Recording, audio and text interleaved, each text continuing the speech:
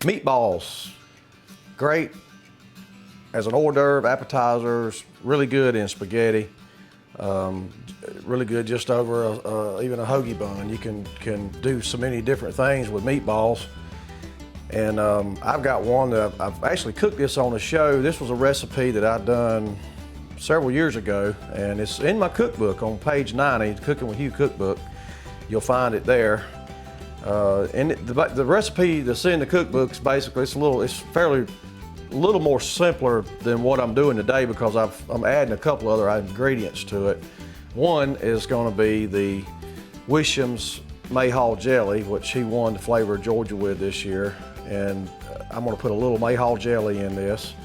And it's going to add a little bit of a sweeter kick to it. And of course, I'm adding some ketchup. I think the one in my book doesn't have the ketchup or the jelly, but that's just two other things you can add. And you can tweak it recipe some anyway. You can add some little chopped peppers and onions if you want to it. But anyway, to start out with, I've got some fresh ground chuck that we got from Carroll Sausage.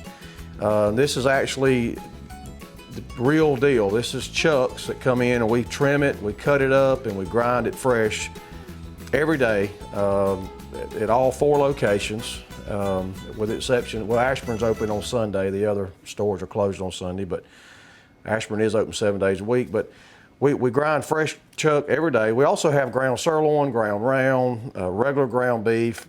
Personally, I'm a chuck fan because it has the right amount of fat to it, and to me, it's just got the better flavor. The leaner you get, of course, the healthier it is. It's just not gonna have as much flavor when you cook it.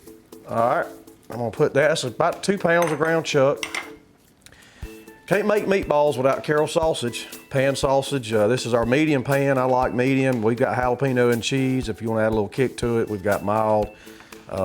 We've got beef sausage. I mean, if you wanted a beef pan sausage, you can even do that as well. But I'm going to use my favorite, medium pan.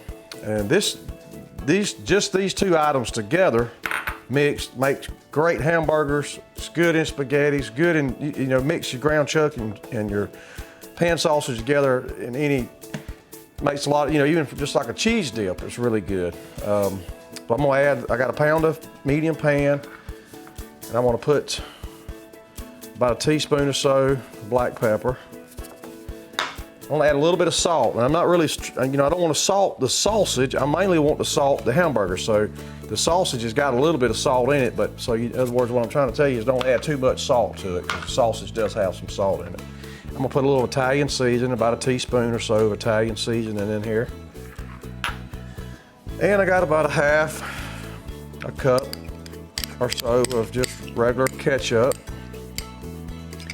And if you wanted to use tomato sauce, that's also an option. Tomato sauce is really good in it. I wouldn't recommend tomato paste because it's a little too thick. The ketchup's gonna add a good flavor, and it's also gonna help the mix that up a little bit better too. All right, now I'm gonna add in some Wisham's pepper jelly. You can do this a couple of different ways. You can, if you wanted to put it in the microwave for a few seconds and melt it down, where you can pour it over, or you can just add it like this and just have to mix it up really good. I'm gonna add in here about a half a jar of Wisham's pepper jelly. And this is the wild Mayhaw pepper jelly. We've got this at Carroll's, as well as all of his flavors of jelly. He's got lots of different kinds. And this stuff is really good. I like putting it on ribs, chicken, as a kind of baste it down. It's really good. All right, now we just want to mix this up really good. I got a pair of gloves on to keep making such a mess. Just want to take and mix this up. I might have moved out of the shot there. I don't know, Mr. Cameraman, am I still good there? Okay. I want to mix this up really good. Now what I want to do, once I get this mixed up, we're going to just make this into some golf ball size, little round balls. And if you notice here on the table, on the counter here, I've got some slab bacon, smoked slab bacon, thin slice that we carry at Carroll's. Now I've got just a regular size bacon sheet. Basically, you just want to take these now and just roll them up into about the size of a golf ball. About like that. We'll go ahead and roll up several of these.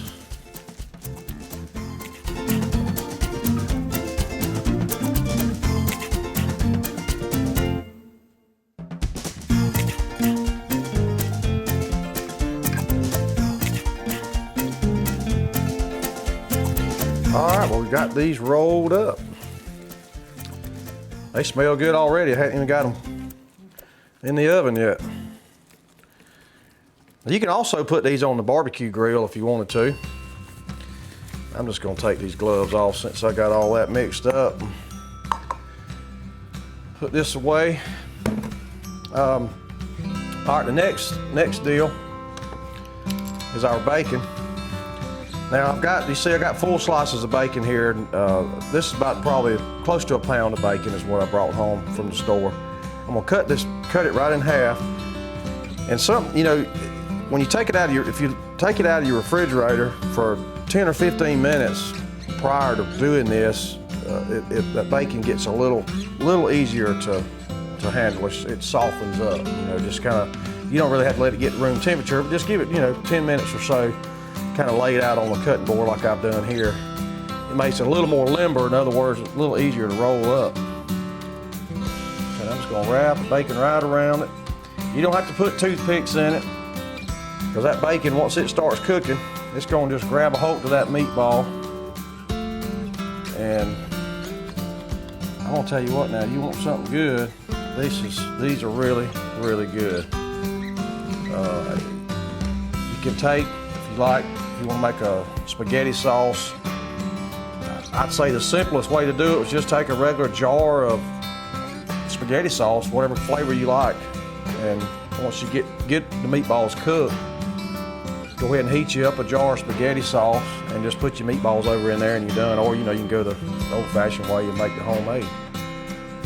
But I'm gonna go ahead and roll these up, and what I want to do is pop them in the oven on 325, and I'm gonna let them bake for about 30 to 40 minutes, and I'll take a look at them and basically just get them good and brown, and they'll be good to go.